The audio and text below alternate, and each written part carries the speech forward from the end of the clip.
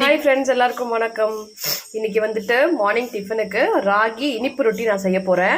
So அது எப்படி செய்யலான்றதை பார்க்கலாம். ஸோ ராகி மாவு வந்துட்டு நான் ஒரு கப் அளவுக்கு எடுத்திருக்கேன். வெல்லம் பார்த்தீங்கன்னா அதில் அரை கப்பு இல்லைனா 3/4 கப் அளவுக்கு நீங்கள் எடுத்துக்கலாம். கூட உங்களுக்கு இனிப்பு பிடிக்கும் அப்படின்னா நீங்கள் 3/4 கப் அளவுக்கு எடுத்துக்கலாம். கொஞ்சமாக தேங்காய் வந்துட்டு நான் பல்லாக வந்து சீவி எடுத்து வச்சுருக்கேன். ஸோ பார்த்தீங்கன்னா தெரியும், மாவு, வெல்லம், தேங்காய், ஸோ இது மூணையுமே சேர்த்துட்டு நல்லா வந்துட்டு ஒரு பிஞ்ச் ஆஃப் சால்ட் நம்ம சேர்த்துட்டு தண்ணி வந்து மிக்ஸ் பண்ணி நல்லா வந்து பிசைஞ்சுக்க போகிறோம். இப்போ கொஞ்சமாக தண்ணி விட்டுட்டு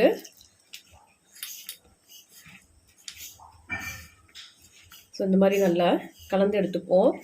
மாவு வந்துட்டு நம்ம அந்த கெட்டியாக வந்து நம்ம பிசைஞ்சதுக்கப்புறம் தோசை மாவு அளவுக்கு நம்ம தண்ணி வந்து மிக்ஸ் பண்ணி ஸோ இந்த அளவுக்கு நம்ம எடுத்துக்கலாம். நமக்கு வந்து தோசைக்கல்லில் ஊற்றி எடுக்கும் போது நமக்கு நல்லா எடுக்க வரும்.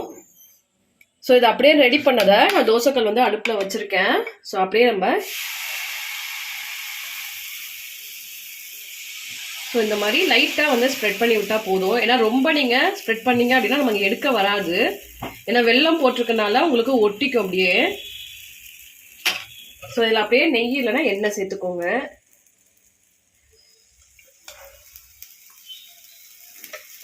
இது ஒரு சைடு வெந்ததுக்கப்புறம் நம்ம திருப்பி போட்டுக்கலாம். இன்னொரு சைடு ஒரு சைடு பார்த்தீங்கன்னா நல்லா வந்துட்டு நமக்கு குக் ஆயிடுச்சு. லைட்டாக வந்துட்டு இந்த மாதிரி எடுத்து விடுங்க. முதல்ல பார்த்தீங்கன்னா இது அப்படியே வந்துட்டு இன்னொரு சைடு அப்படியே திருப்பி போட்டுக்கலாம்.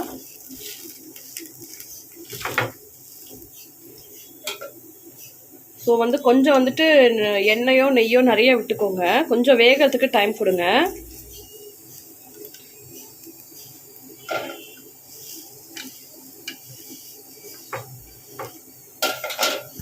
இன்னொரு சைடும் பார்த்தீங்கன்னா நல்லாவே வந்துட்டு நமக்கு குக் ஆயிடுச்சு. ஸோ அவ்வளோதான், இது அப்படியே நம்ம சர்வ் பண்ணலாம்.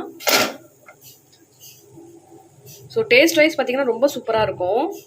கண்டிப்பாக ட்ரை பண்ணுங்கள். நமக்கு சூப்பரான ராகி அடை தோசை ரெடி ஆயிடுச்சு. இது வந்து ரொம்ப ஹெல்த்தியும் கூட.